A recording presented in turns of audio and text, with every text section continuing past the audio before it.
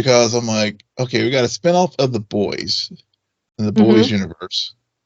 Is it just going to be like Dollar Store Boys, you know? And it's the furthest thing from it. I've never heard you say that, but I wish you had said that so long ago. I'm sorry, that was really Dollar Store Boys.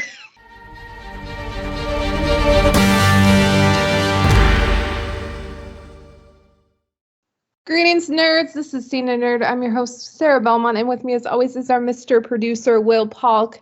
Happy last show of 2023, sir. How are you?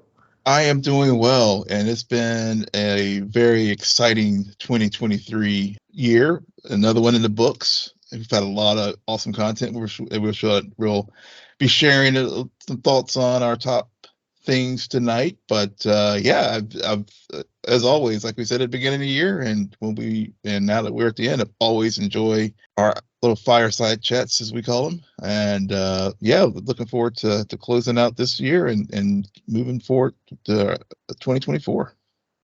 Yeah, I was not expecting as much good content this year as we got. Mm-hmm. Really looking back, I don't recall too many, like what we refer to as drought periods. Yeah. Or too many, we just got news to cover. And I think we took our breaks when there were those occurring just because of other circumstances. So that helped us out. But overall, looking back on it, I think this year was very strong in terms of movies and TV, especially. I know that we're going to get to it, and I was thinking about it. I think one of the reasons why is there was actually a lot of shows ending this year. There were. And it's sad because it's just like, because due to the pandemic, you're like, we just got you back and now you're gone. Yeah, exactly. The show. There are a lot of shows that have debuted this year or last year, and we're finally getting their second seasons or their sequels next year. So it's just the circle of entertainment. It is. It really is the circle of entertainment. You're right. And, speaking of shows that, the one that ended this year, The Flash, was one that brought us together. And so, but you're right, the circle of entertainment continues because then we found another show that we both, that whenever we go through our list, maybe it may or may not be on our list. But yeah, I mean, it's the circle of entertainment. It's always good. And, even though it's sometimes hard to say goodbye to certain shows. It could be bittersweet, but then there's always something new on the horizon. Let's just admit, we said goodbye to The Flash like 2 years ago. Yeah, we did. The infamous zombie episode. And for listeners who have been with us for a while, they know exactly what we're talking about, because I will never forget that conversation, which was the first time Will said, yeah, I stopped watching. I'm like, I watched the full thing. I don't know what happened, but what? This is Twilight though. But we did finish it. We did. Will always has to remind me that A, the Flash TV show ended this year and that season happened, and B, the Flash movie happened this year.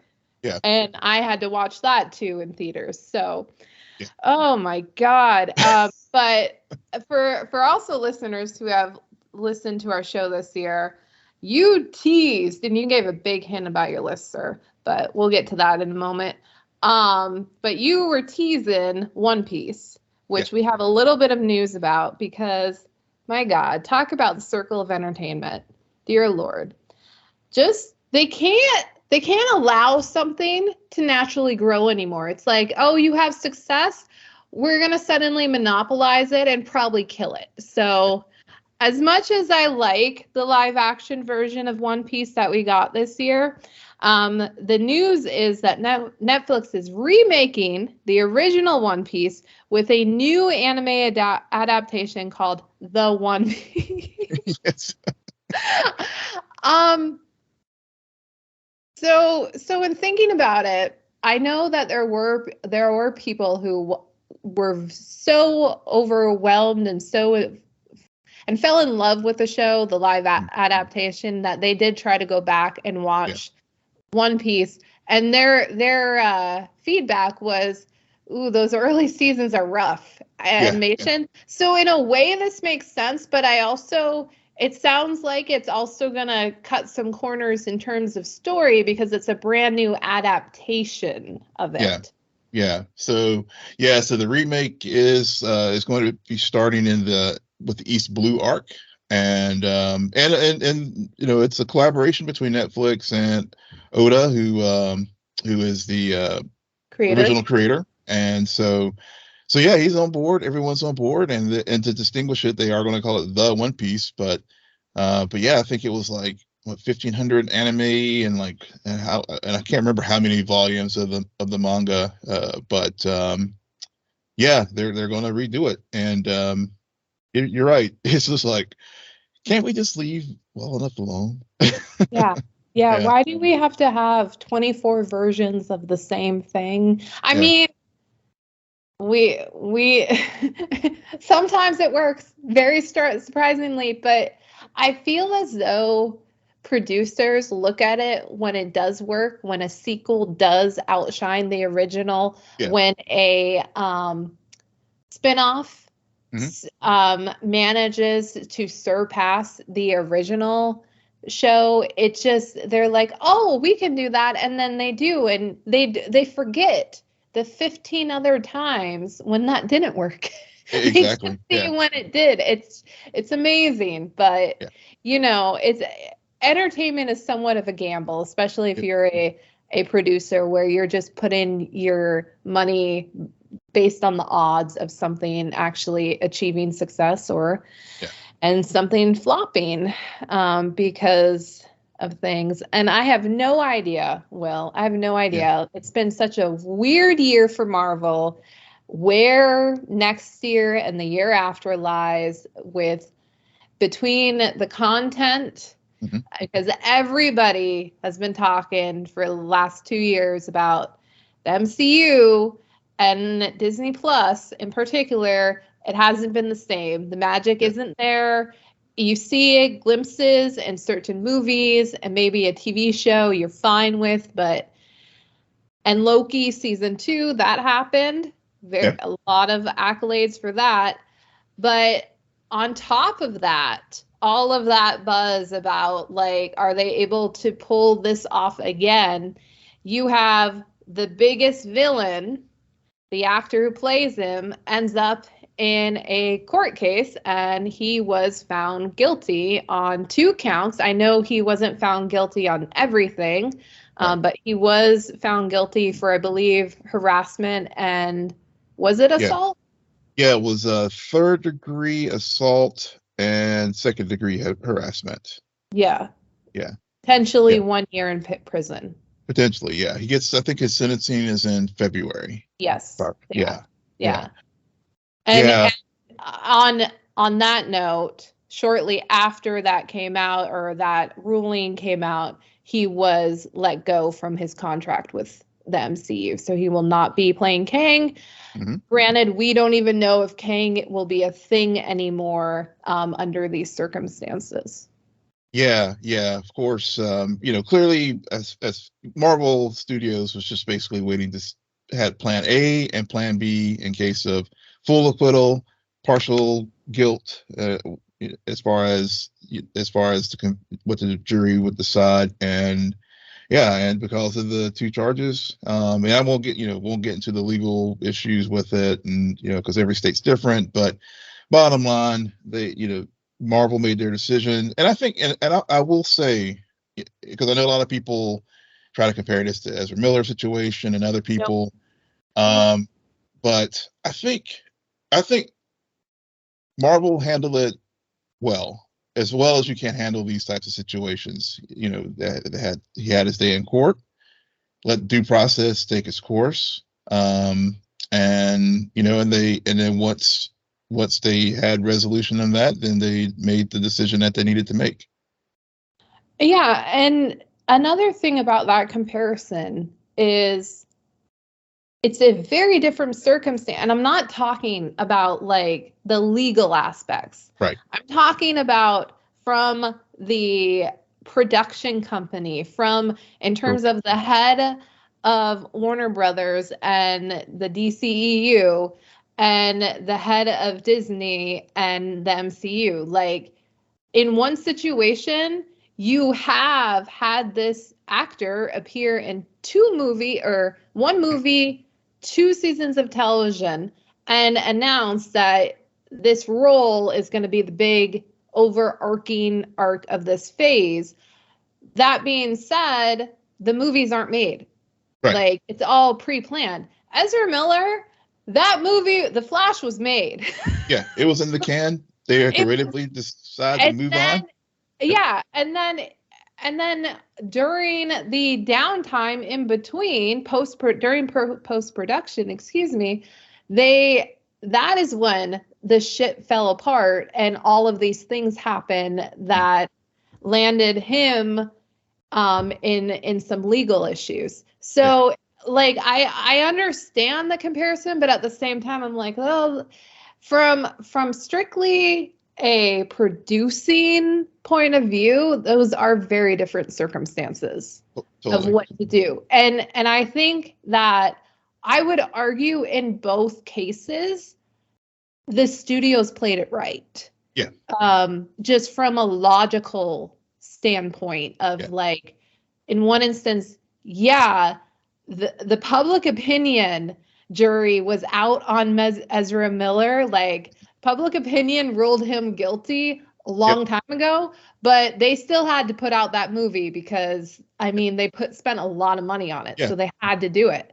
Yeah. And in this case, like Disney had the time to like sit back and say, okay, we're gonna let it play out and just see what happens because you don't know. And honestly, the public opinion hadn't ruled anything either. Like there was definitely, we got some red flags, but nobody was quick to jump. And also the legal issues were a bit different too. So yeah, they were a bit different. And also to your point about public opinion voted with their pocketbook with the Flash. Exactly.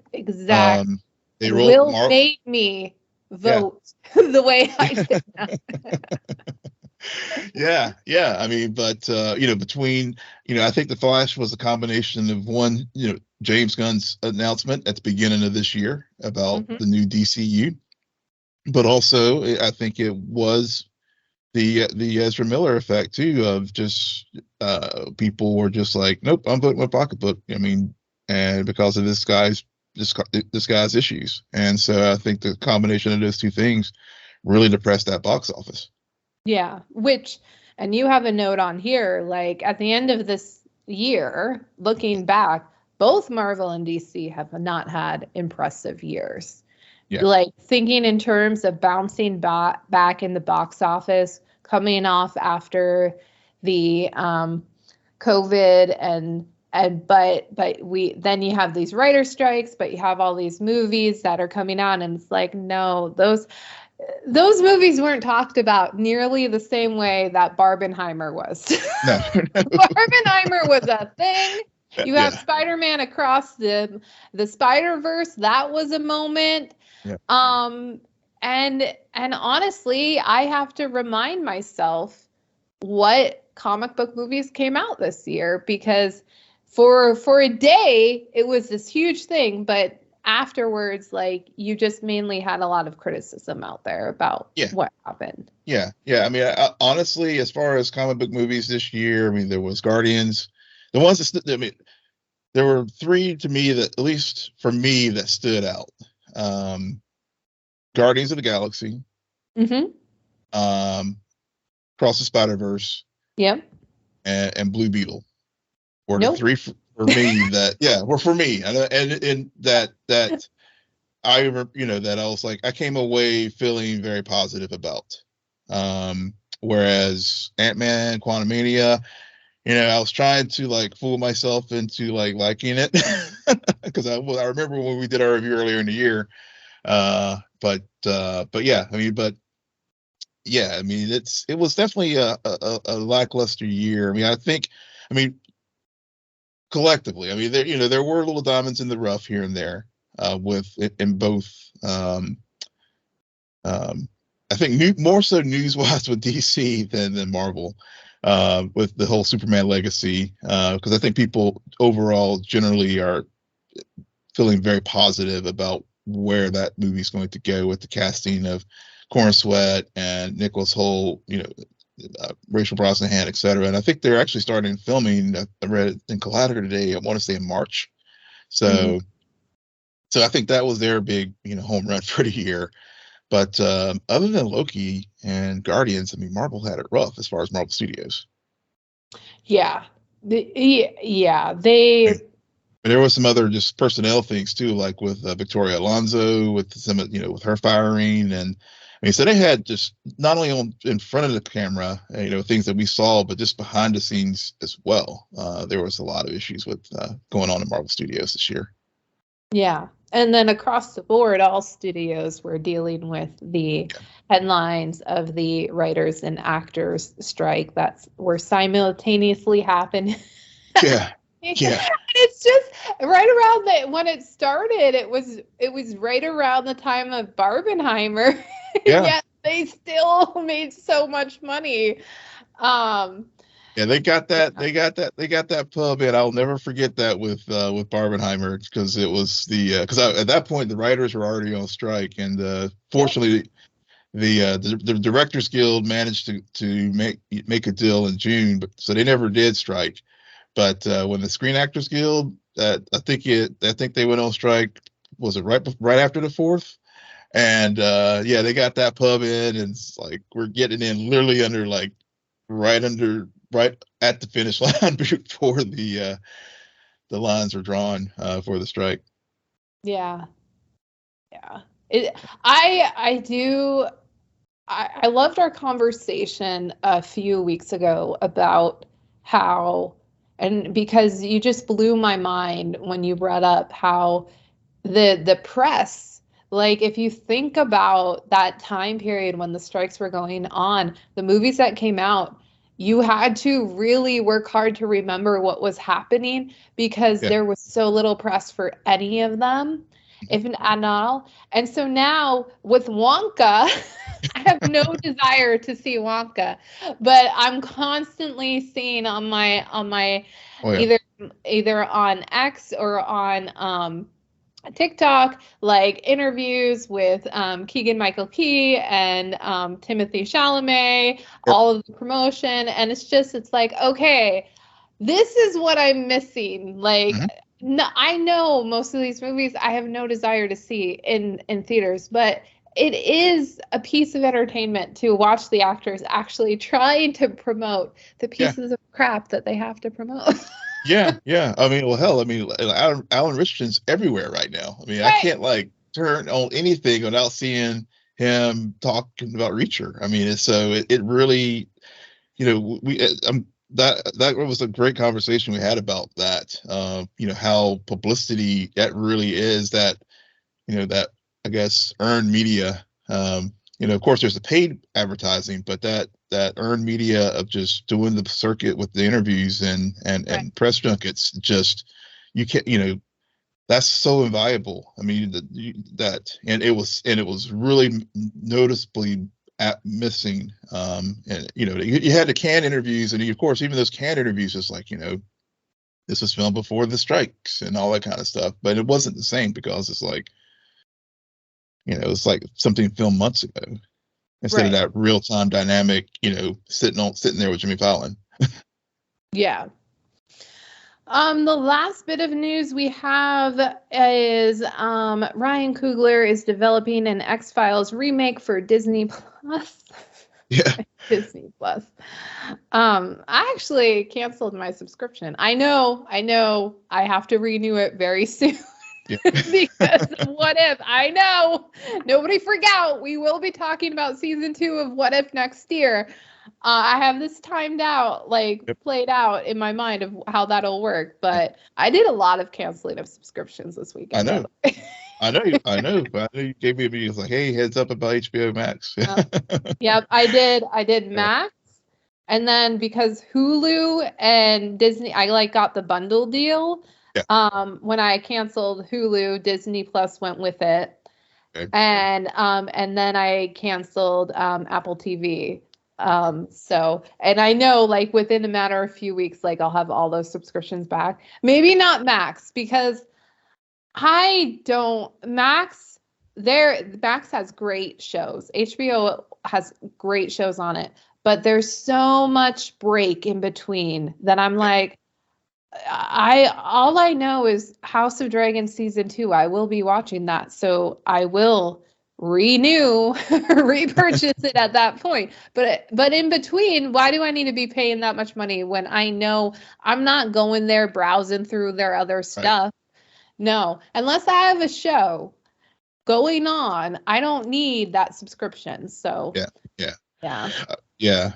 Yeah, I know there's a couple of things I've been cleaning up, but getting back real quick to Ryan Coogler before we get to move on to our next topics.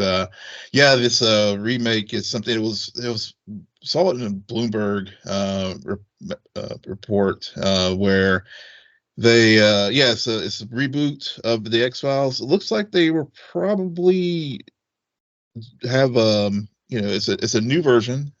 Scully and Mulder they'll probably have them back, as at least according to some folks on Reddit. The rumor mill is they'll be taken apart in some capacity, but this would be a you know fresh cast, more diverse cast of the classic show. But it will be set in the X-Files universe. It won't be like an alternate universe or reimagined version of the show. It sounds like. Oh yeah, you can't do that with such a cult classic phenomenon like the X-Files. And yeah, I'm sure Scully Mulder will make an appearance or two, especially depending on the ratings of the first season. Yep. Excuse me. Yeah, and so that brings us to the big topic of discussion as we close out the new year. We got some lists. We're very strict about these top 5 lists, and we will be talking about our top 5 favorite TV seasons that aired in 2023. But before we do that, Will, would you like to go first? You go first. We have 2 separate. Okay, you want me to go first? Okay. All right, people. You're first on the run sheet. So Will spoiled this for those of you who follow us on Twitter. I was trying to keep like this topic closed, but after a lengthy discussion, instead of both of us giving our top 5 movies of the year list, because I hardly ever, unless mandatorily required to, watch a movie, I'm giving you my top 5 K-dramas. Now, I do have this explanation, or this footnote, if you shall, that there's potential for these K-dramas to have made it on my top 5 TV seasons of this year. But because we're doing this, I get best of both worlds, and I don't have to make hard decisions. So I will be giving you my top 5, and I'm just moving on to my other list because Will has not seen my lists. Nope. At all. We keep them secret. And we always start from number 5, the best of the worst of the best. Number 1. So in that order, my top 5, number 5 is Celebrity. And I think I talked about this show when I watched it over the summer. I'm forgetting I think it was in June or July when I watched this on Netflix. It actually is a flop on Netflix. Not a lot of people watched this K-drama or liked it. I did like this. Not for the reasons you're thinking I should have. This show is about a influencer who ends up murdered, and then starts to, even though she's dead, quote unquote, there's a live broadcast and she's revealing all of these secrets about all of these other rich and notorious influencers in Seoul. And there's a big mystery, like, she's dead, how is she doing this, and also who killed her, like, and what happened. And so you're getting a lot of flashbacks. The whole season is basically told through flashbacks. And it was a very intriguing concept because I did want to know. I was like, well, what happened? Like, how did these characters, like, who's guilty, who's innocent, who's telling the truth, what's going on here? And then about halfway through, it started to just like drag on a bit much. And as I have to say, like, the one person who kept me on board the whole time, Will, was the romantic male lead. He is fine as fuck. Like, dear Lord. I'm like, oh my God, you, and you know what? I looked up his profile. Yeah. And he just so happens to be a drummer in a K-pop band. Oh, wow. Oh, wow. So you're just like, okay. So you're like going to, you're like, all right, going to this other catalog now. No, I actually haven't, but okay. I was just like, of course, the number of K-pop idols who are also in K-dramas is so funny. So celebrity. I really like the premise.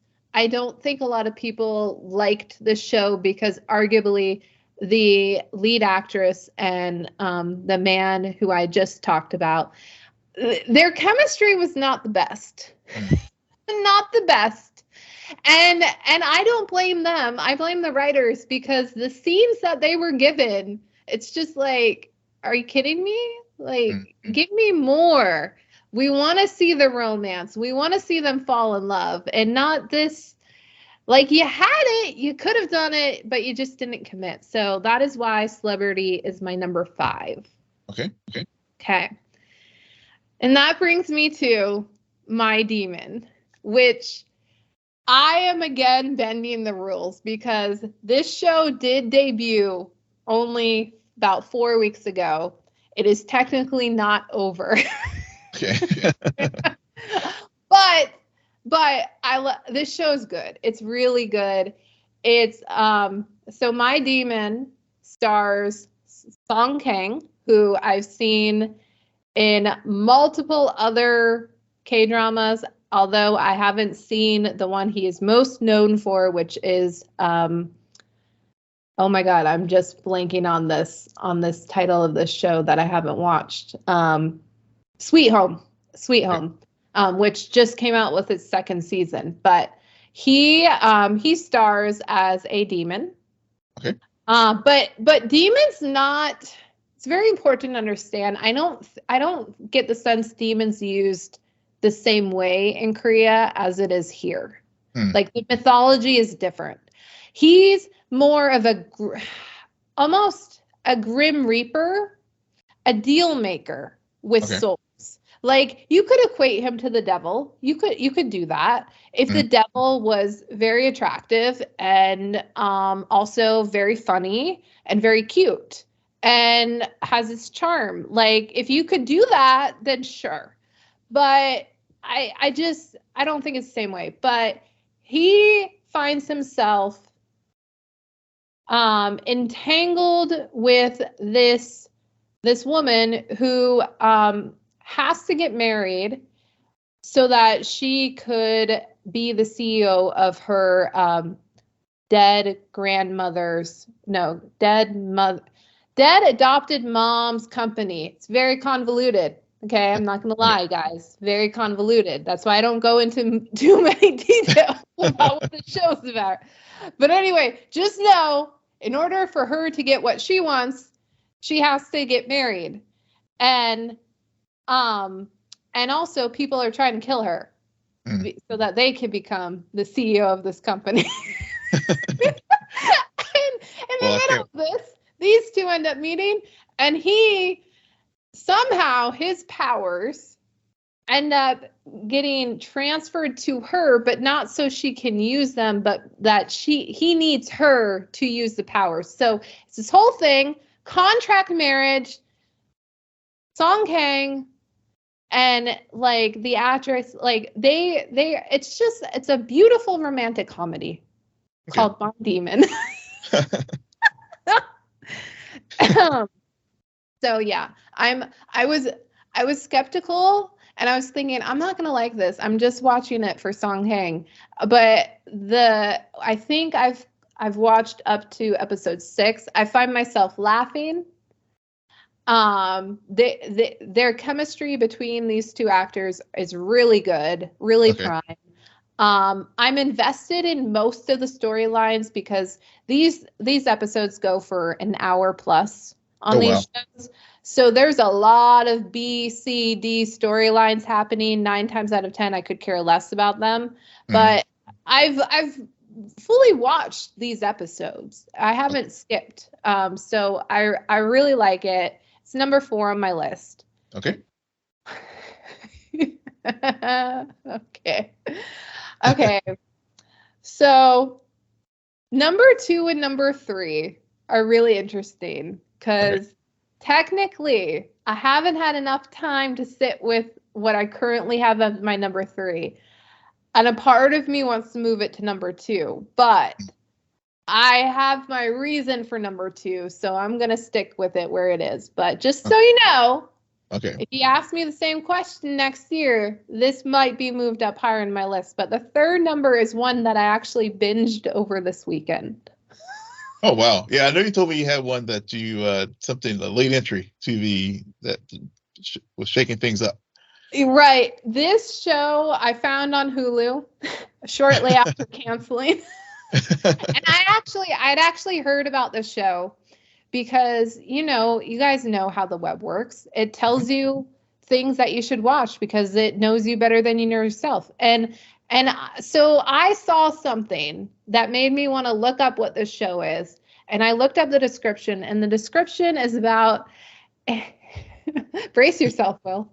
Okay. It's about a college girl student who finds herself possessed by a demon. Yeah. And so immediately I got a bunch of red flags because I don't do horror crap. I know. I was like, really? You're going down that road? Oh yeah, I should have brought up the full description of this because then it went on to say, and her and the exorcist are gonna try to get this demon out of her. Okay, completely. Wow. Like, we know this about me. I do not mess with this shit. Nope. No, you don't. So, okay, I think we got to the source of your sleep problems. well, wait for it. So this was months ago, and then on Saturday, Sunday, I was looking and I see this short clip, and I'm like, oh, that's really cute, and I recognize that actress from another K-drama that I watched this year, and I really liked her. And then I found out what it was, and I'm like, fuck. But I did it. I watched the first. I told myself, I'm like, I've seen enough K-dramas. I don't think they're gonna do horror the way Americans do horror. So I will watch the first episode and then determine like what I need to do. Okay. Because I need to see this relationship that keeps getting brought up to me. Okay, I want to see these two. This show was great. I love this show. I watched the first. I want to say there's 12 episodes. I watched the first 8 on Sunday. Wow. Spread out the last 4.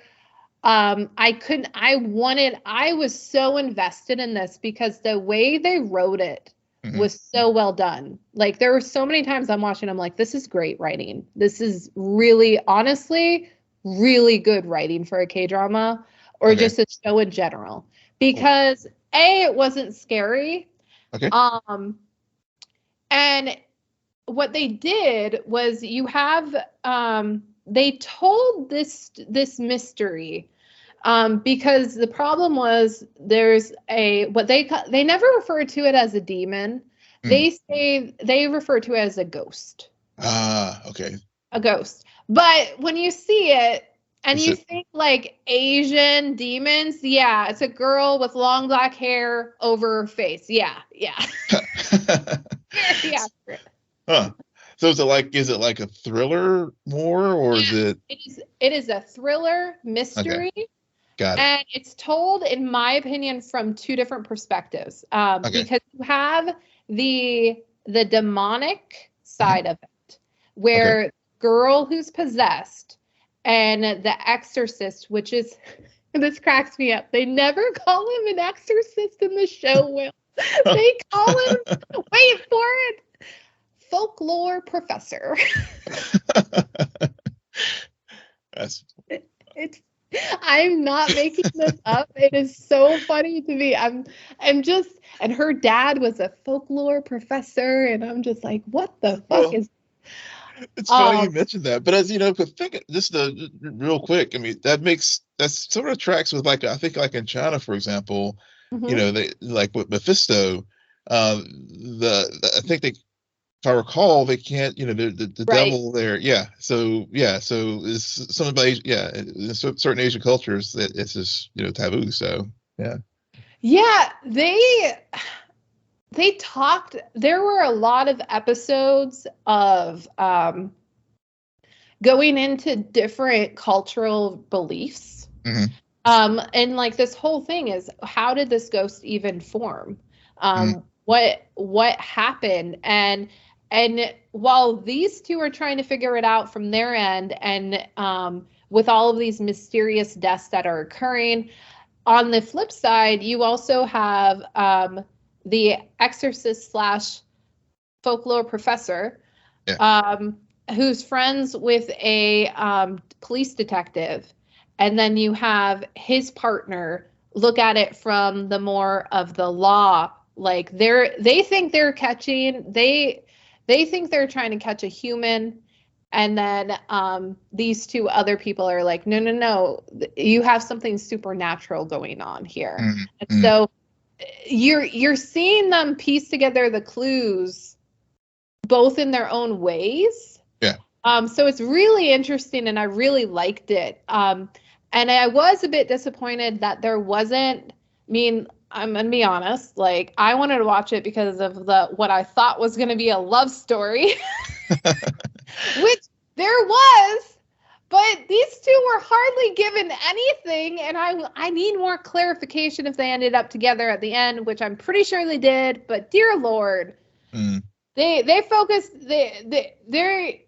I think the writers made the right choice at the end of the day to be like, Okay. this isn't a K-drama romance, this is a thriller mystery.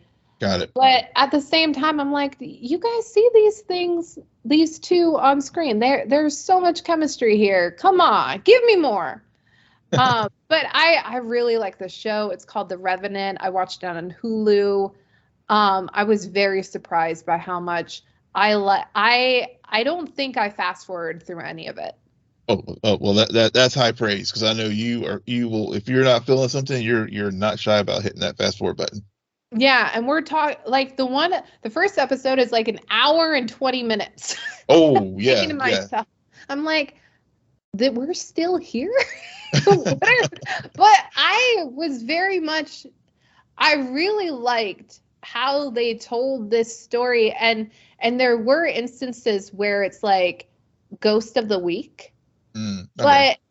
but they did it in a way where they in the back of your mind as a viewer you're just like, well, this is clearly related to, like this isn't that, because you're learning all of this other information about what's going on with the main storyline. Like the writers did a very good job about structuring an episode around a quote unquote ghost of the week, Hmm. yet not feeling so procedural, because it provided so much explanation for what was going on with the main character. Okay. Yeah. Yeah. So that is number 3, and I promise the next two I will not nearly have as lengthy, like stories about. But number 2, Will, is Duna. Huh. Which Duna? I did talk about on the show. You did. I do remember that. Yeah. Okay. And I watched it back in October when it dropped on Netflix.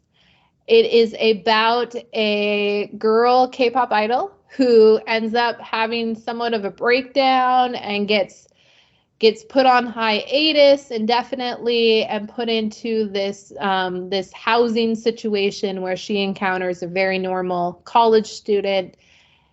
They build a lovely friendship that turns into a relationship, and well, you can see where it's going. Yeah. This is number 2 because of the freaking ending. I love the ending of the show, and I'm not going to say what the ending is, but I thought it was arguably the best K-pop ending. I like K-pop, K-drama ending I have seen. Huh. Like, it blew my mind. I still think about it. It made the entire show worth it for me. And looking back on it through the lens of knowing how this show ends, I haven't done a rewatch, but I've rewatched a few episodes and a few scenes, but I should do a full rewatch because there are hints Okay. or clues about what happens to these characters in this relationship that are not fully answered in the ending, or Okay. I should say that are not fully answered by the ending alone. Okay. So I've heard they are considering a season 2. I kind of don't want them to because I love this ending so much. But I also kind of want them to because I need answers, like legit answers. I need them. Huh. Yeah. So Duna, like, I feel as though overall The Revenant, I spend way more time praising it because I think consistently throughout the entire show, even though the ending kind of felt a little like, okay, I get it, but I wanted something else. Duna, it's the one exception to the rule where I love the ending. It made everything else worth it. Well, I can see why you were like torn between trying to which one second, which one third, and it could just be like tomorrow you could be like, you know what, I'll switch the order. Yeah, and I just watched The Revenant. It's fresh in my mind. I haven't watched Duna in a bit, but that ending is still there. It haunts me in a way. Oh, there you go.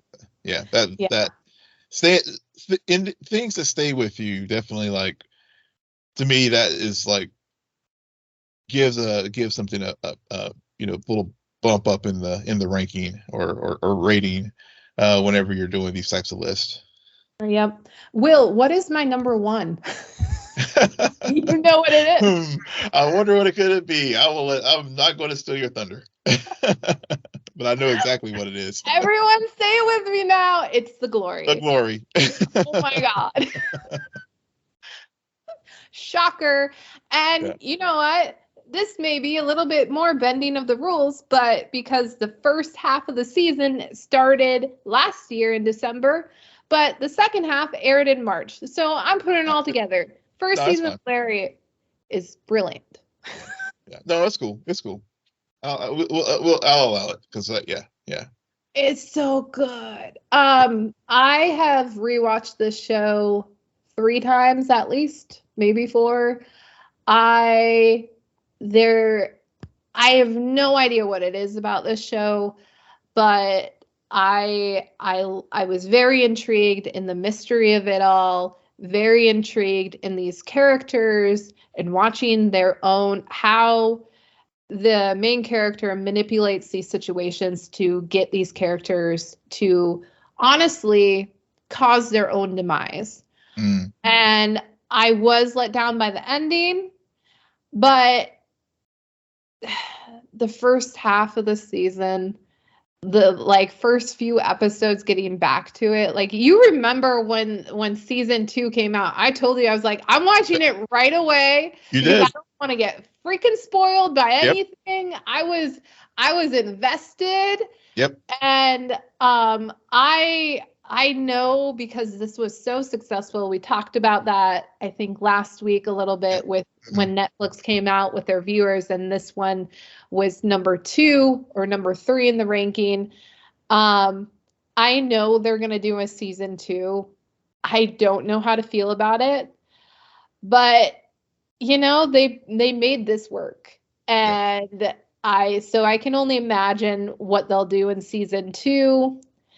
They definitely left some threads untied, and I'm not going to go too much into detail about the plot, because if you've been listening to us all year, you should know this plot. I have explained it. I've talked about it. And no, I still have not fully watched the first episode because trigger warning. Yeah. Yeah. I remember when you described the trigger warning that and put the trigger warning disclaimer when it first aired earlier in the year when we first watched it. So yeah. And I know these are five shows, and there were a few others that I watched this year, but technically they did not come out in 2023. One of them I bet would have been on it had it come out this year. That would be 2125. Really enjoyed that. A Time Called You. Missed this list. Thank God for The Revenant, because I was not happy about it being on my list because I'm mad at that show. But I did watch that, and Will and I were talking during pre-show about this vacation I have, this 2-week vacation I have like 5 K-dramas that I'm thinking about binging. So yeah. I'm very happy with the shows that I have watched. I would like to let everyone know there are a few that I did start, but I never returned to, because these shows are long. I'm not going to invest 24 hours in something that I don't think's good. No, that I have some things like that as well, where it's just like, I started it, but never went back to it. Yeah, definitely. So that is my list. I really, out of them, if you haven't watched it, please watch The Glory. It is so good. Duna, the ending is worth it, people. The Revenant, surprisingly good. I really enjoyed it. I like it is exactly what I can handle for a thriller and a mystery. Mm-hmm. And I think it was really well written, despite some of the cheesiness that we talked about. My Demon is like very cute romantic comedy. Like, I just love it. And Celebrity, it's good. It could have been better, but so that's my list. It's a great list. That's a great list. Well, if you're a K-drama fan, then you have our resident K-drama experts top five for 2023. Yeah. Now, Will, I've done enough talking, so please count down your top 5 movies of this year. Alrighty, so it's my turn now to go over my top 5 movies for the year. So it's funny that, as Sarah noted, we decided to do this route because there's a little role reversal over time. Sarah used to be the more movie person than I was, but now I'm the movie guy as far as catching things in the theaters. But so this year I actually watched 15 films. I mean, and the films could either be things that were direct theatrical release, or if it was a feature length film on a streaming service. So just wanted to put the parameters out there for the give you a sense of the universe here. And so I won't give all 15 films, but that I watch, but I will start like Sarah, reverse in least to best on my list, and I did have some honorable mentions, which I'll mention when I get through the full list. But coming in at number 5, and this was a hard one for me as far as this 5th spot, because it was a true toss up. Even while we were sitting here, I was tinkering with what was going to make that 5th spot, and in the 5th spot was Barbie, part of the Barbenheimer. And yeah, I know it's unoriginal because everybody's going to have Barbie on their list, but I actually did enjoy this film. It was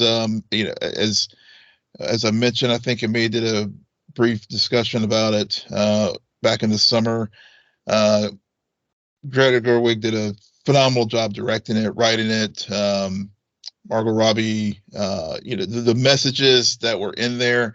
This movie wasn't for me as far as I wasn't the target audience, but at the same time, it was very enjoyable. Ryan Gosling definitely stole the show, but also there were some very strong performances by other actors in the film, as far as America Ferrara, the young lady who played her daughter, who actually I think she actually showed up in in Ahsoka as well as a character. But yeah, so I really enjoyed it. It just edged. If you're curious about what it edged out, it just edged out Cocaine Bear. which Cocaine Bear just was my honorable mention. You talking about just dumb fun, but movie that, as I noted with Sarah with her K-drama list, things that just sort of stick with you. Cocaine Bear actually does in a good way. But I think just from an artistic standpoint and also just a cultural phenomenon that Barbenheimer was. I mean, I could not. I think for at least for my list of films that I watched this year, I think it definitely was number 5. It was in the 5th place. Moving to 4, Guardians of the Galaxy 3. I know we shit on Marvel a lot, but this movie, it was the ending of that trilogy.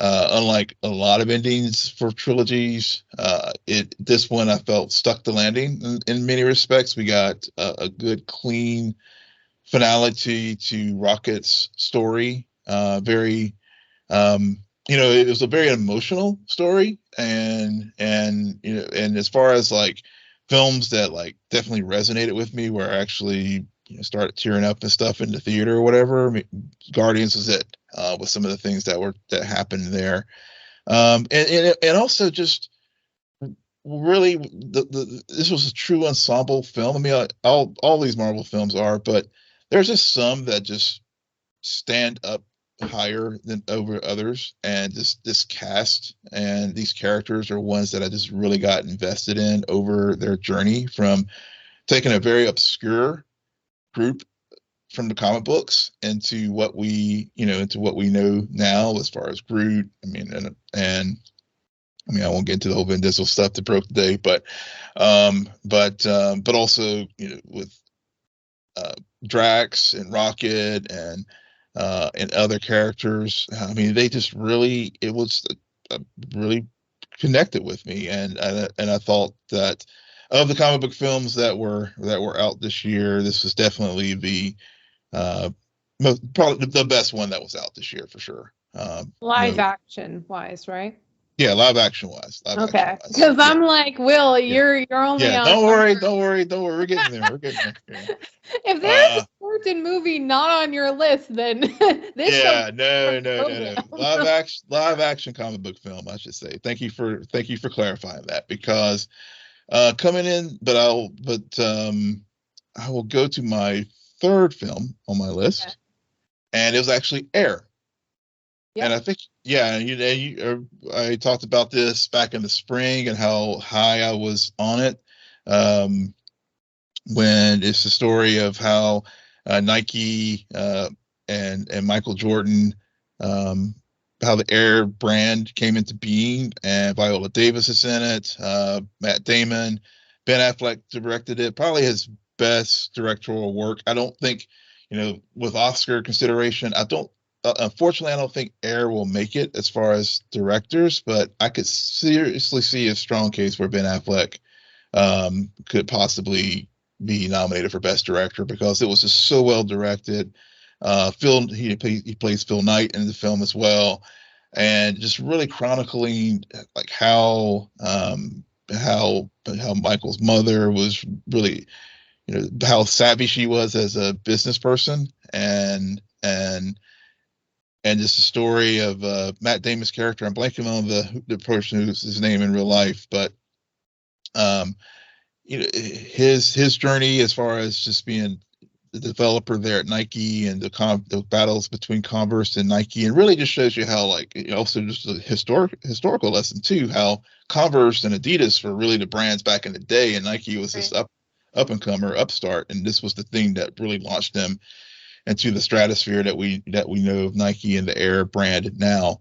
But Air was, it's on Amazon, and it had a limited theatrical release as well. But definitely it was my third best film of the year on my list.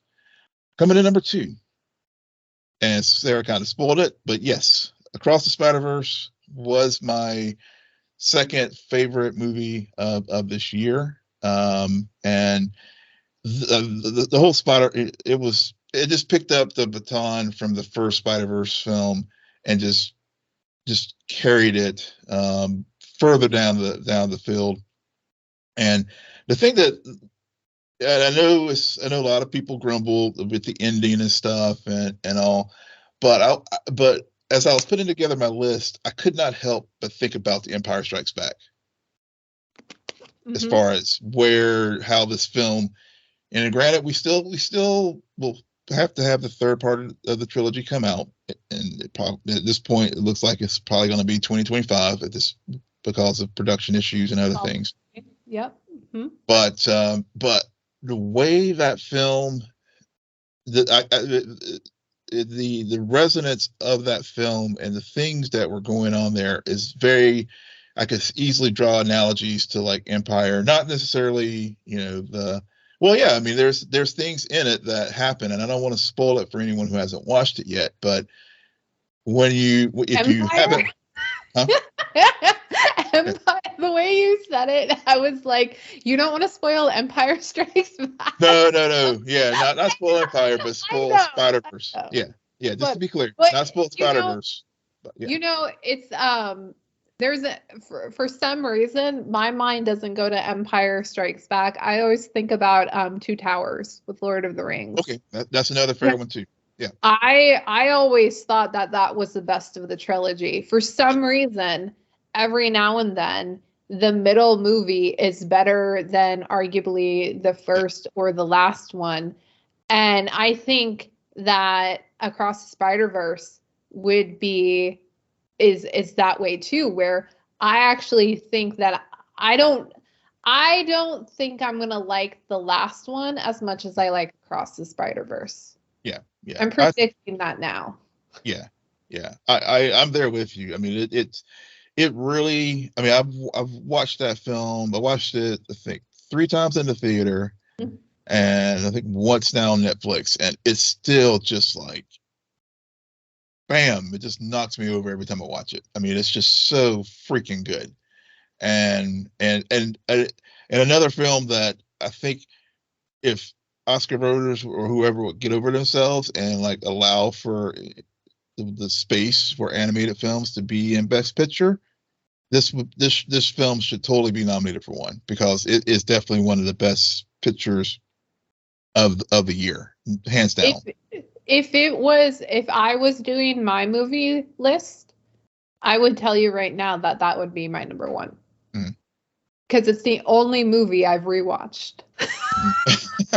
Well, yeah, and rewatchability is a factor. I mean, it is. Right. Because the one that I think that you're about to name, I really enjoyed it.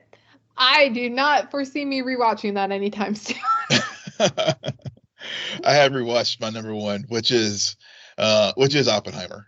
Yeah. Yeah, I mean, and it's yeah, that film just to this day it just sticks with me. I mean, just everything about it, from Cillian Murphy's portrayal of Robert Oppenheimer to, of course, Robert Downey Jr. playing Senator Strauss, about the Senator Strauss, but but the Senate committee where he was, with as Strauss, as far as his role, um, the ending, of course, just how, and it just sort of just really just makes, I just, I still think about the night I watched it the first time and how I just sat there in the theater with that ending and just realized, it just like had that moment, like, damn. I mean, it just questions, like, it's just like that existential, like, thing of, like, life and death and exist, and just really makes that ending, just really makes you just ponder those things, and it just sticks with you in a way that, as I get some distance from that film, I mean, I come back to it, and it was, it really, and yes, it was very long. And yes, I mean, there's some people that said after the detonation of the test is in the middle of the film, Yeah. but and that last hour is, sort of the fallout from that, no pun intended. Um, but but that that last hour now even resonates more, and especially just thinking about the environment and things, that political climate and things that we're in today, is, some lessons that Oppenheimer had to deal with, with the question is patriotism and other things, and his loyalties. Those things are very resonant today. So I think not only is the film great from a historical standpoint, but there's also lessons that you can take from it that that are very resonant present day as well. So Yeah. that's my top 5 films for 2023. Yeah. I see. I love Nolan. I love Cillian Murphy.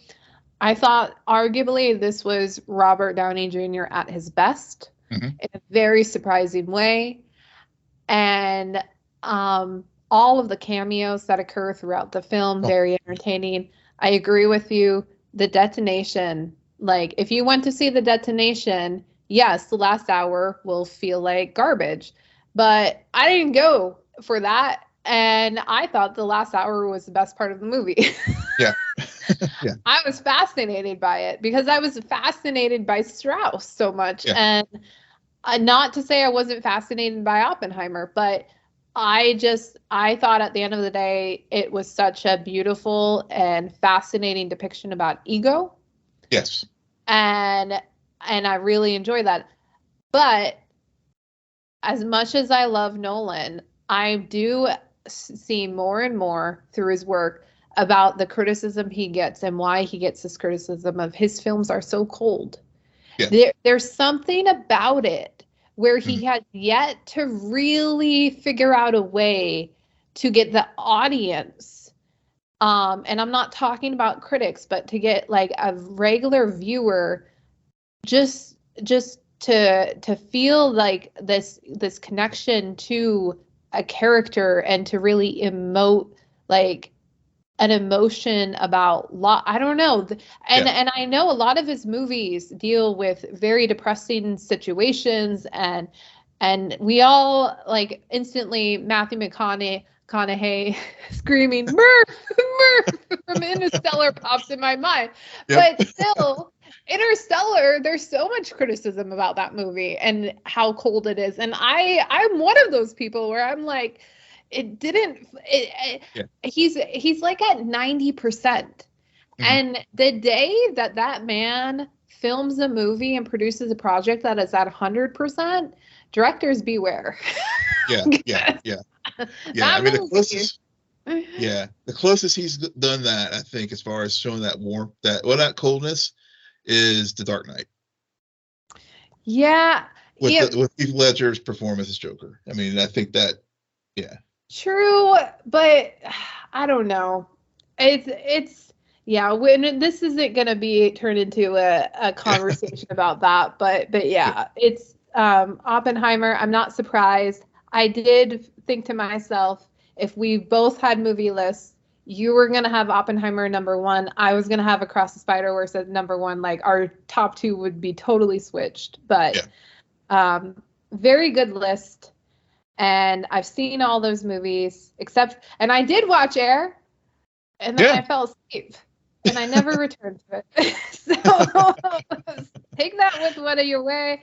That brings us to the big showdown. We both have top 5 TV lists of shows that aired this seasons of television that aired this year.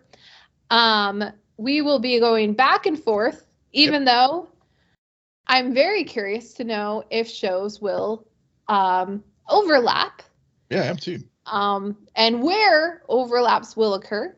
And on that note, I'm going to start with my list at number 5. Loki season 2. Huh. Yep. Okay. For those who thought it would be higher, you did not listen to me when we talked about season 2. I was surprised it's on the list. There we go. See, you know what?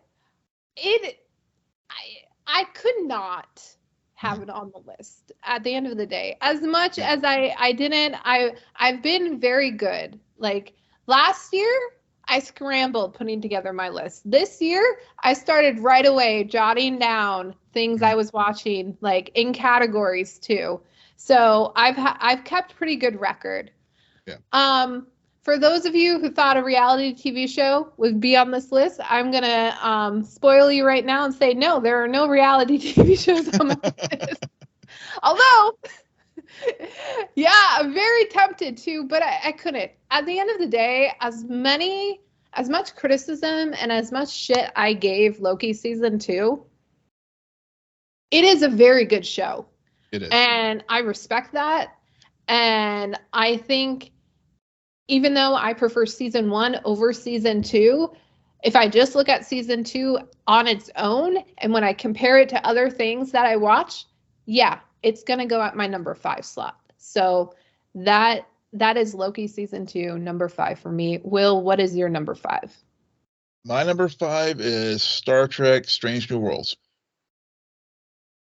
And well, of course, a Star Trek show would be on your list. Yeah, well, it edged out Loki, but yeah, I mean, Star Trek: Strange New Worlds. I think for me, and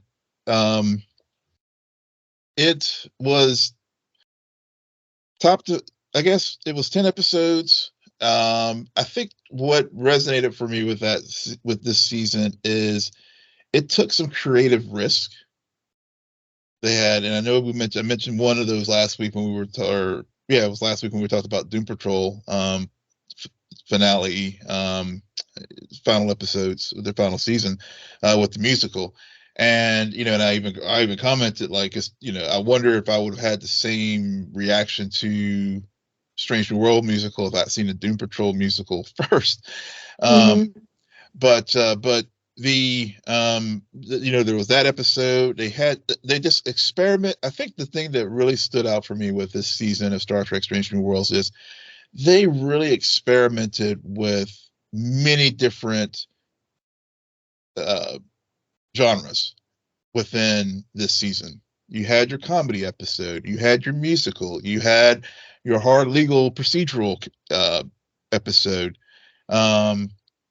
And really, there were only 2 episodes that really did not resonate well. One was the season premiere, where it just seemed very run-of-the-mill, average Star Trek, and then there was one in the mid season that was also they were trying to get to some moral issues and all, but they just couldn't just pull. They couldn't just like take a leap to like have a character, Captain Pike, do something that he would have to really deal with the ramifications of that, unlike, say, Ben Sisko in Deep Space Nine, if you want to keep it within the Star Trek universe, where he crossed some moral lines in and they did not allow for that with Pike. So that's why where it got knocked, because I do, spoiler alert, there were two big Star Trek shows this year, Strange New Worlds and Picard, as far as live action, and that really knocked down Strange New Worlds to the point where, like I said, it was really neck and neck with Loki. But I think just the creative choices that they did overall was sort of the tipping thing that it got the 5th spot versus Loki, because Loki was like right there. It was going to be my next, was right there on my honorable mentions. Yeah. Number 4 for me, Gen V. Yeah. Interesting. Yeah. No. Well, yeah. No, this is me. Depending on your reaction, when I name mine, I'm like, okay, is that a that's on my list, but it's higher. That's not on my list at all. We shall see. No spoilers about what's to come. But Gen V season 1, for those who have been listening to especially our discussions about the show, I was thoroughly surprised by it. I was not expecting what we got. This sits at the same table as The Boys for me, arguably. I really enjoyed it from start to finish. No, they don't have a Homelander, but there's something about this group of young adults that, through all of their different perspectives and everything that occurs throughout this season, I really just like the gang. Yeah. Even more so than the boys themselves, because arguably the boys, we have our central gang, but they often go off and do their own thing. And we spent a lot of time with just these people. Yep. Like it's a true Scooby gang we have. And this is the way you do a spinoff. Mm-hmm. And this is the model for it. And I'm so excited for the next season. And it is perfect marketing to get me so excited for the next season of The Boys too. So it's just, I thought it was brilliant. I could not have this on my list.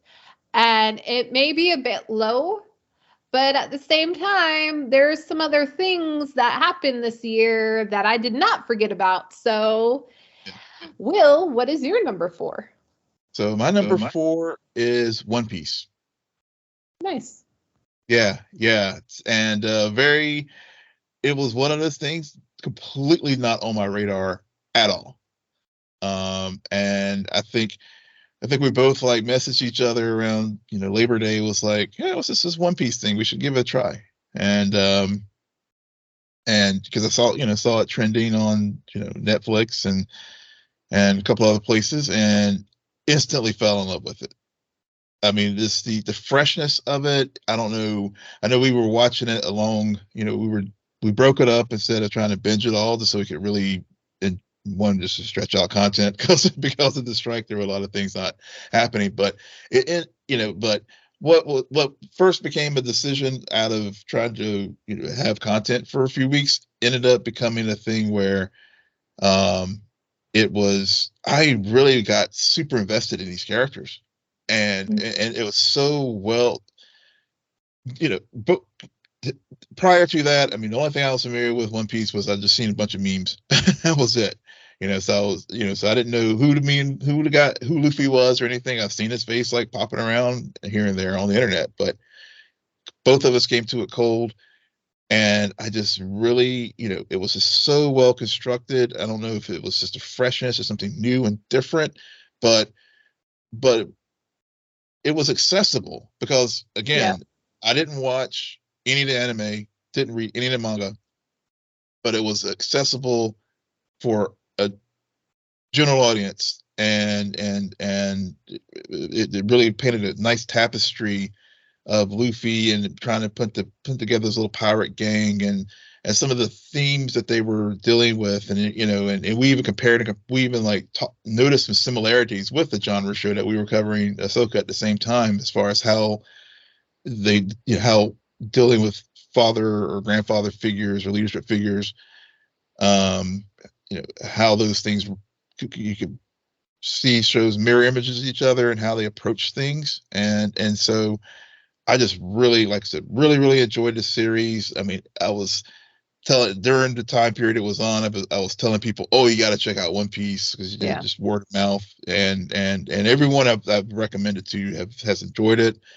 and so yeah, so with that, it came in at number 4 on my list for this year. Interesting. Very good. Number 3. Guys, come on. You know me. You know what it is. Well, you might think this would have been higher. I don't know. But honestly, at the end of the day, I worked hard on this list. Succession season 4 is number 3. Huh. Wow. Succession season 4 is not my favorite season of Succession. Huh. However, the 3rd freaking episode is brilliant. And if we were just talking about episodes alone, it would be number 1. And I only say it's brilliant because I did not know what happens in that. Now, the fact that I know there are listeners, and Will himself, who knows what happens in the 3rd episode. Yep. He's not going to have if he ever gets around to watching it, I tell you right now, you will not have the same experience that I and the viewers who did not know what was going to happen did. And the brilliance is lost. And that's like, I think about it, and it makes me angry, because people who spoiled that, like, fuck you. Shame on you, because the effort and the brilliance to, and I'm not going to say what happens, guys. Like, I can talk around and you can be like, oh, it's so boring because I don't really know what she's talking about. I don't want you to know. I want you to watch the episode. I want you to watch episode 3, season 4 of Succession. It is, I have never experienced something like that. And there's been a lot of episodes that try to get there. I mean, TV's been on for a long time, y'all. Yep. There's a lot of things that have been trying to get viewers to have that type of reaction, never accomplishing it like this. And it just blew my way. And I was so happy when I heard other reactors and other viewers have that same reaction. And I'm like, this worked. This is brilliant.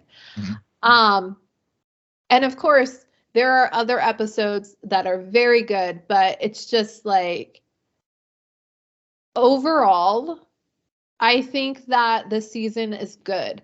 It's not necessarily my favorite season. I did like the ending. Don't get me wrong. I really do. I think that this played out very well. I'm not disappointed by this season, but y'all, a lot happened this year. I had to make some decisions. And so, yes, the last season of Succession is going at number 3. Okay. Got 2 more spots left. I did what I did. Yeah. Well, there's some hard calls that have to be made. And I mean, that was me in Star Trek Strange New Worlds. I mean, part of the fandom in me was like, it's got to be up in the top 3, but no. Where did you think I was going to put Succession? Because you knew it was going to be on my list, but where did you think it would be? I thought it'd be 1 or 2. Yeah. Okay, cool. Yeah. Yeah. So now I'm very curious. What is your number 3, Will? Gen V. Yep.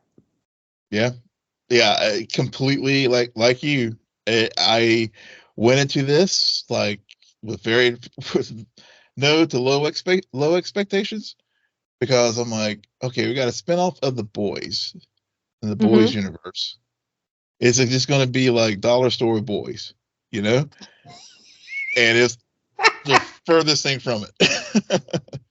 I've never heard you say that, but I wish you had said that so long ago. I'm sorry, that was really dollar store. Okay, I'll be quiet now. Let you have your moment.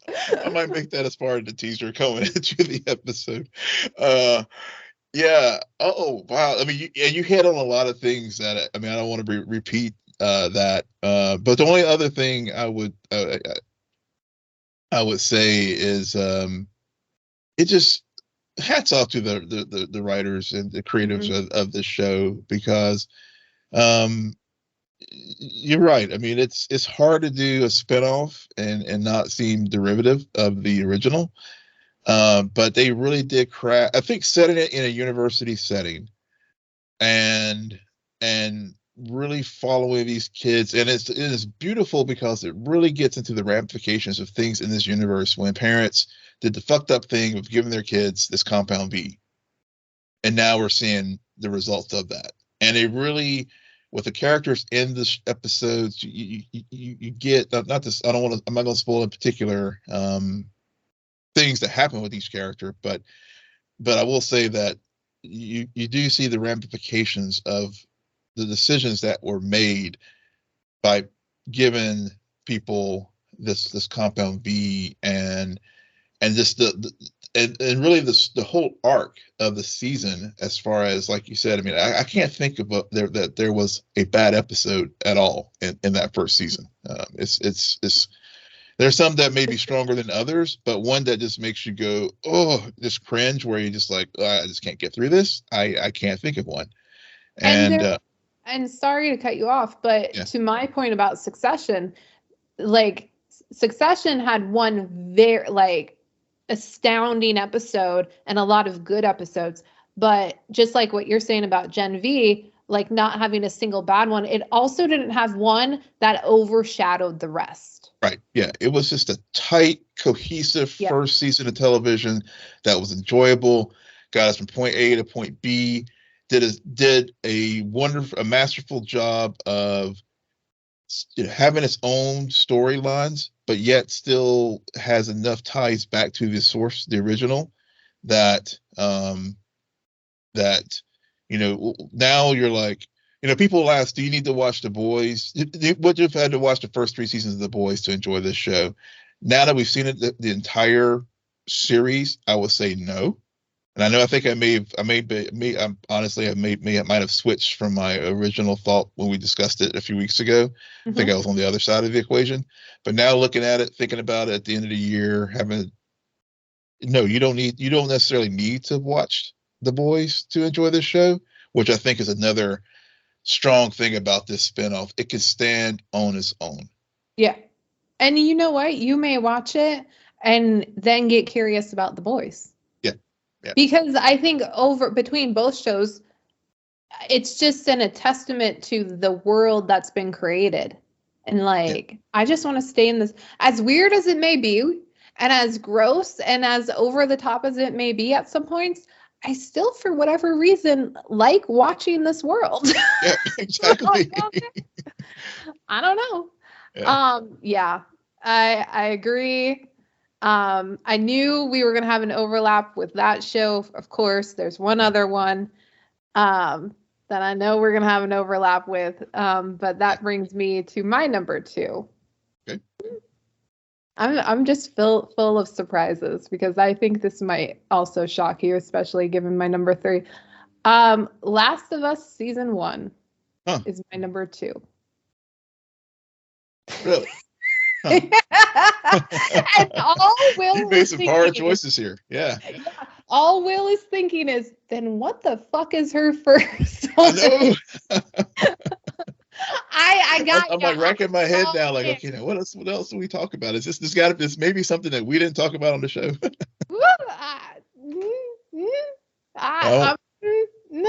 we? No, I want to give Last of Us season 1 its moment. Yeah, this, if I was making a list about best shows, yeah, Last of Us season 1 arguably would be number 1. But I've not gone back and rewatched it at all. Mm. I was definitely in the moment, loving it. I love the after show. I knew this story. Mm. I have seen the cut scenes beforehand. I even am pretty sure when I first learned about this story and did the cut scenes, I'm pretty sure, not thinking they were ever going to make a live action adaptation. I explained the entire plot. That, thank God, Will forgot so that he could enjoy the first season as much as he did. And I really did enjoy talking with you about it a lot because you didn't know some of the things that were happening, Right. and I did, and it was just a very I truly enjoyed that time that we spent talking about the show, and I can't wait for the next season, even though we have to. And overall, it was a masterful adaptation. Like, we've talked about new seasons of new series premiering in an unremarkable way, a spin-off doing what we didn't think it would do, and now we have an adaptation of specifically a video game, like, surpassing expectations. So I think overall we're finding a lot of projects this year that came about, and everyone being very skeptical given the circumstances, and then it just nailing everything it needed to make it an excellent season of television. I admit this is a brilliant season of television. The first episode, I think that I have rewatched the first episode. And I think there might be one or two other episodes that I have rewatched, but I have not ever gone back and rewatched the entire season. Okay. Again, to your point about Gen V, I don't feel as though there's a single episode that surpasses any of the episodes, that outshines any of the episodes. I think it's pretty consistent. There are moments that are a bit weaker, and there are moments that are a bit stronger. And the performances. Yeah. It's just, it's so good. And the story is so strong that when you think about, it makes all the sense in the world why it worked, because you have the creator of the game come on board and do the writing and help with the directing. I think he also directed a few, if I'm not mistaken. And then you also have the man behind Chernobyl. Yep, exactly. Not the event, the TV series. TV show, yeah. Which is strangely enough, I don't think Chernobyl made. I think Variety. I think I overheard this today. I'm pretty sure it was, that Roca and Snyder were like bagging Variety's top 100 TV shows of all time. Apparently, Chernobyl's not on that list, which is like, really? Yeah. Anyways. Yeah, but that's a discussion for another day. It's not on my list because I honestly haven't watched it, but I've heard a lot of people really like it. So, yeah. Last of Us season 1 is number 2. Will, what is your second? So this was another hard decision because it was a heart versus head, and I went with my heart. Well, I went with my head on this one, even though the heart is very has very strong feelings about it too. Too much to the point where I ended up setting up a spin-off show from our main podcast here about it, and because I love talking about Star Trek Picard with you, but and also, like you were saying, with our discussions with Last of Us and if you being familiar with the game and the cutscenes and all that stuff, and I'm not, and you I enjoy talking Picard with you because this was because we made it through seasons 1 and 2 as hard as they were. Even me as a Star Trek fan, I will freely admit those season 2 in particular was a hard slog. I was gonna say season 1 felt like a breeze. Yeah, I don't season know 2 what was tough. happened. Even me as a Star Trek fan, season 2 was tough. But season 3 of Star Trek Picard was a love letter to the fans. Yeah, a love letter to Will. Yes, it was. And but not only because, but and the reason, but that being said, yes, there were. I will freely admit there were a lot of member berries everywhere, sprinkled everywhere. But Terry Matalas constructed a season of television, start to finish, that I will put up against any of the more prestige shows, and I think it will hold its own with it, because once you get past the Star Trek aspect of it and really get into some of the explorations of the things that were going on with that season, with Picard, really coming to grips with its age. I don't want to get too deep into it, but there was some, again, it's very topical with dealing with radicalization, with some of the things that was going on with one of the characters in the show, the performances, some of the best work that the cast has done in their careers, as far as in the Next Generation. Jonathan Frakes in particular, and even Patrick Stewart. I mean, it's criminal that neither one of them got supporting. Gates McFadden, any of those actors and actresses didn't get some due credit, as far as Emmy nominations. I know some of the other shows award seasons have been very complimentary of it, not only the Saturn Awards, but also some of the more mainstream ones. But I just felt that this, and yes, there's 3 shows this year that like broke me to the place where I like had a true, like an emotional moment when I was just a hot mess of emotion, whether happy, sad, in between. One we discussed last week was Doom Patrol. Star Trek Picard is another one.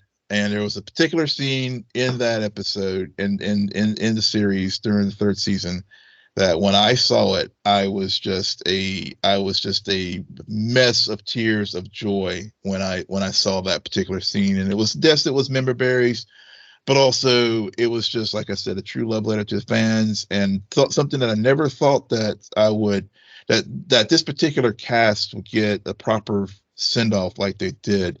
But not only did they get a proper send off with a very solid story, and it was kind of when there were some moments that I think there were some stronger episodes than others.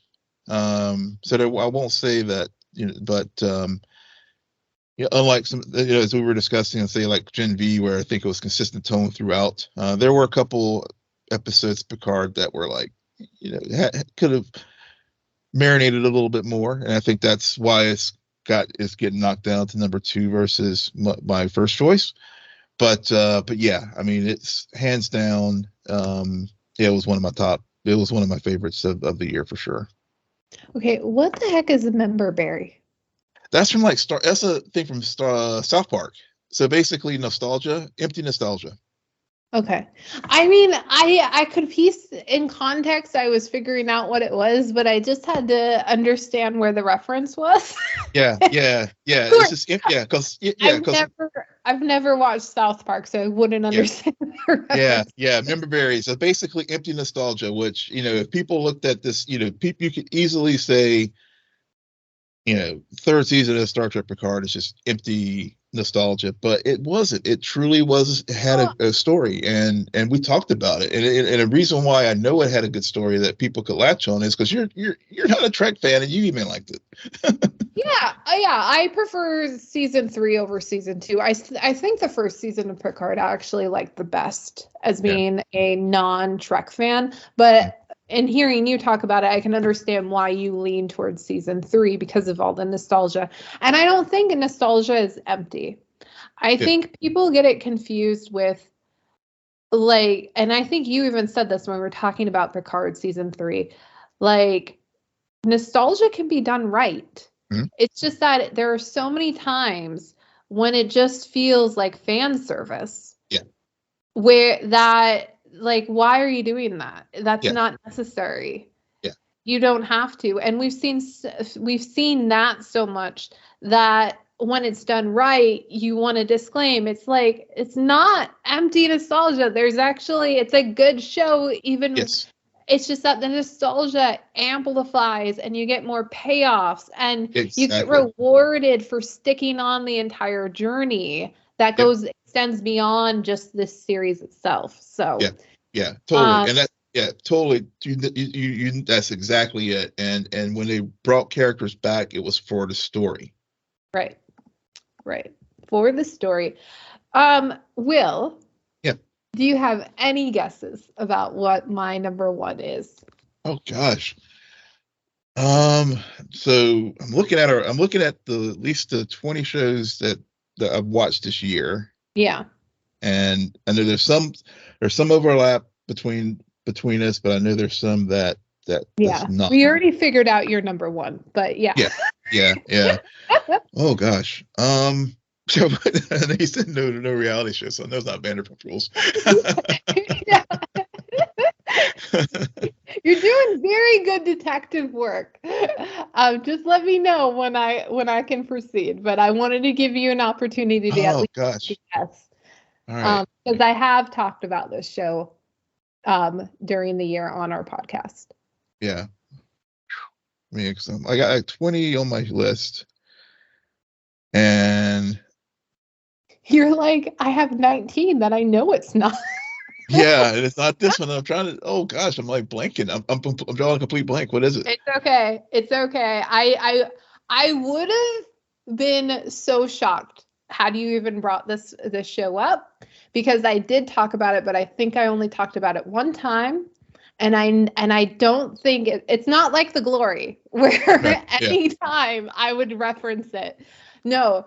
And I've referenced The Last of Us so many times. I've referenced Succession so many times. Yeah. But it's not Billions, is it? No. Oh. I that is very good guess. But no, it's not Billions, because let's face it, Billions should have ended with season 3. It went on too long. Even though I did like this last season, Billions, it's not it. It is The Bear, season 2. Oh yes, duh. Yeah, you know why? Because I haven't watched The Bear. How could I forget? Oh yeah, I know. How could I forget The Bear? I mean, oh my God. Yeah, it's like everybody talks to. It's The Bear's everyone's favorite show this year. So The Bear season 2. Yes. Okay. Let me backtrack here. Yeah. I watched The Bear season 1 last year after seeing like a whole campaign about it, and everyone saying like word of mouth, and especially one episode towards the end in particular. It's like you got to make it that far, because it's amazing what they pull off. And I like the show overall, but it wasn't memorable to me. Mm-hmm. It was a good binge. I could see its strengths, but I wasn't it didn't grab me. Yeah. Season 2. I was so shocked. It took everything I liked about season 1 and just amplified it. Just was like, no, we're gonna focus on this. And I'm like, that's what I liked. Thank you. They minimized everything I didn't like about season 1 and amplified everything I did. So it was brilliant for me. I remember watching it. I think it was a 1.5 day binge for me, because there's, I think, 12 episodes. And then I instantly restarted the season. And it was just a long weekend of The Bear. And then after rewatching it for the second time, I was like, nope, I'm not over this. I crave more. I went back to season 1. And it's at that point when I realized, as much as I love the story of The Last of Us, as brilliant as it was, as much as I love episode 3 of Succession, like I cannot tell you the rewatchability, The Bear season 2. I have rewatched episodes of it since then. I want season 3. There are moments in this season that It's so good. Yeah. Yeah. Um, Hmm. there's maybe one episode that I think is its weakest. But everything else just it's very consistent, and I was shocked by how much I love this season of television and how it just hit me really good. No, I didn't bawl my eyes out or anything, but there were a lot of surprises, or there was just enough surprise. Hmm. There was a lot of growth for a lot of characters, and overall, I didn't realize how much I was invested until the end. Hmm. Like, I really adore this season. And I think the proof was when I rewatched it for the second time and was like, I want to stay with these characters more. So I'm going to obviously go back and start watching season one.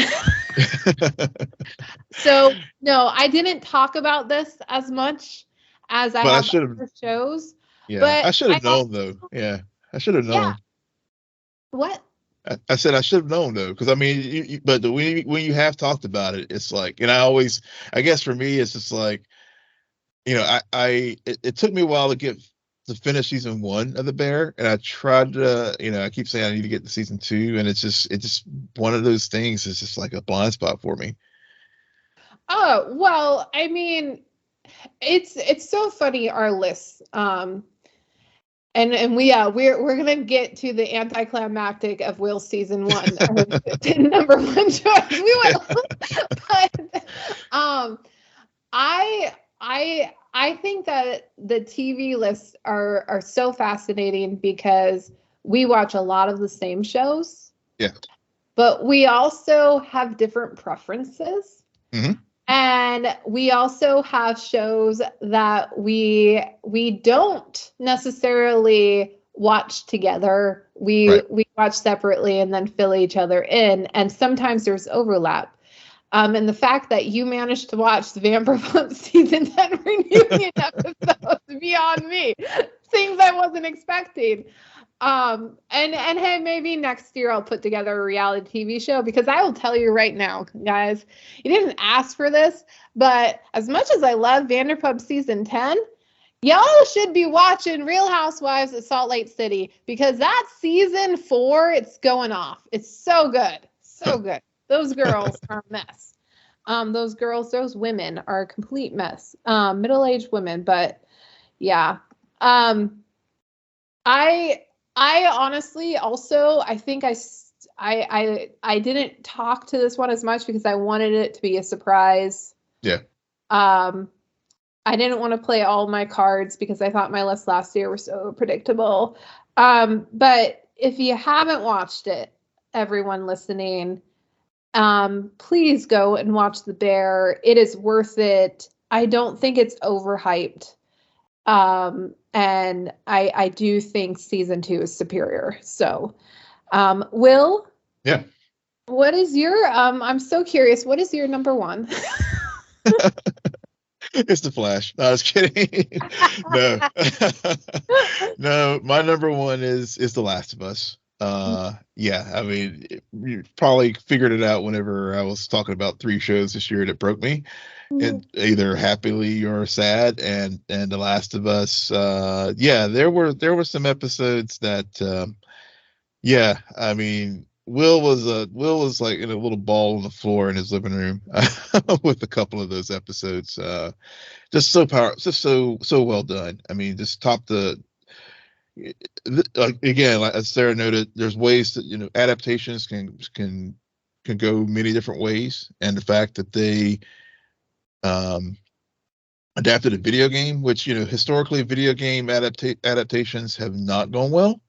Right. But they were able to do that with this show, and in a way that not only was mostly satisfying for people who've played the game, but people like me who haven't played the game but have heard of The Last of Us, but didn't really know much about it beyond that. Oh yes, it's a very popular video game. This show was just, start to finish was just amazing. Uh, there's this very rare where you have a near perfect season of television, Yeah. and and this was one of those situations where you had a near perfect season of television, but also even like the level of detail with the cutscenes and the comparisons. When you see the cutscene and the live action version of it, they made it their own, but it still held the spirit and in of the frames from the game itself. And when you watch those cutscenes, and yeah, and again, you're just become so invested in the story with Joe and Ellie and the people they meet along the way. And yeah, I mean, it's just chef's kiss. I mean, I can't wait for season 2.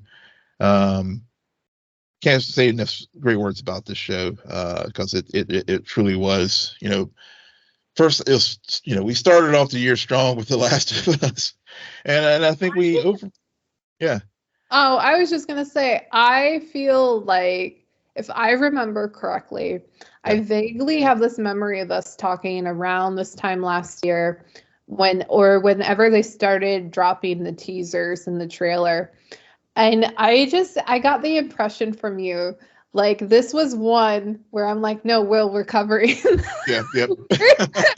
And you're like, I yeah. was like, I don't know, I'm not sure about this, but yeah, yeah, But it's yeah, like that first episode, within the first half hour, I was like, yeah, Will's gonna be this, he's gonna love this show. yeah. Yeah, And and yeah. but also, yeah, but also, like, too, some of the things we didn't talk about it much, but like this with the effects, like, they had such a beautiful blending of practical effect and visual effect, and I mean, just so many, just the level, like I mentioned before, the level of detail with staying true to the source material, but also just, yeah, as Sarah noted, we both really, we binged the companion show podcast that HBO put out, and hearing Craig and the show's creator, the game creator, Druckmann, talk about it. I mean, everything about it. I mean, it was just, like I said, very there's only few series you can say was near perfect season of television, and this is one of them. Yeah, definitely. Definitely. And if I was ranking based on best seasons of television, Last of Us would probably be number one. But I went with my heart and chose The Bear season 2 over Yeah. it. Um, and I made this conversation probably a lot more interesting. um, and you had some surprises too, Yeah. but that is our list. We did overlap exactly where I thought we would. Yep. I was like, yeah. um, but yeah, it's been a great year of TV, semi good year of film. Yeah. But overall, a great year for Scene and Nerd. And on that note, Will, why don't you tell our listeners where they can find you? Yes, you can find me and let me know what you think of my list on Twitter, also formerly known as, well, X, formerly known as Twitter, at Will M Polk, WillMPolk. Yes, and this is our last show of 2023. We will be back in about 2 weeks for our first show of 2024. So keep a watch on our socials. Will always does a very good job about letting you guys know when we're recording, and we know we like to switch up the nights. But we have reasons. Yeah, yeah. It'll So probably, given where things are dropping in the first of 2024, yeah, just pay attention, probably second week of January. yeah, yeah. Yeah. And thank you all for your love and support throughout 2023, and we hope you stick around for 2024. And on that note, you can follow me on X as well at SJ Belmont, SJBELMONT. Please follow our crew on Twitter at Scene and Nerd. Friend us on Facebook, follow us on Instagram and Threads at scene_n_nerd, and visit our website, www.sceneandnerdpodcast.com. But most importantly, rate, follow, and comment on Apple Podcasts, Spotify, YouTube, or wherever you get your podcasts. Good night, Geek Out. You're welcome.